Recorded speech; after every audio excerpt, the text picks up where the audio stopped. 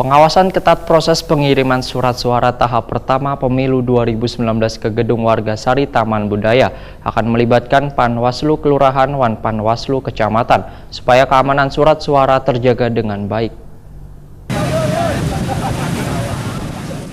Pengiriman surat suara tahap pertama pemilu 2019 sebanyak 1.698 paknang dibawa dari Semarang melalui Pelabuhan Trisakti Banjarmasin dengan menggunakan kontainer besar. Akhirnya sampai diterima KPU Banjarmasin di Taman Budaya Provinsi Kalimantan Selatan jelang tengah hari Rabu 20 Februari 2019.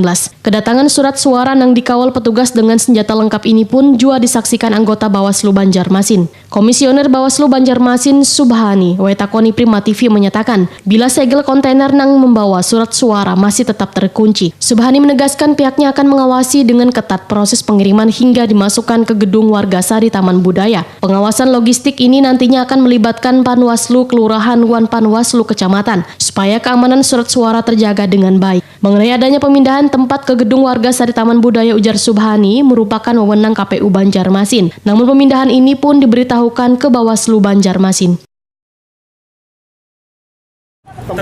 Terkait tempat kan wewenangnya ada di KPU, jadi KPU sudah memberitahukan karena ada kondisi yang tidak memungkinkan di tempat gudang yang awal direncanakan, dipindah ke sini.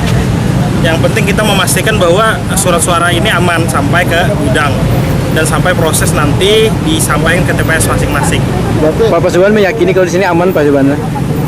Kita meyakini bahwa di sini aman dan kita akan pantau terus, kita kawal terus bahwa suara ini memang berada di tempatnya. Subhani menegaskan logistik pemilu ini harus dijaga ketat hingga nantinya didistribusikan ke tempat pemungutan suara. Apalagi pengamanannya melibatkan kepolisian dan TNI juga petugas KPU Banjarmasin.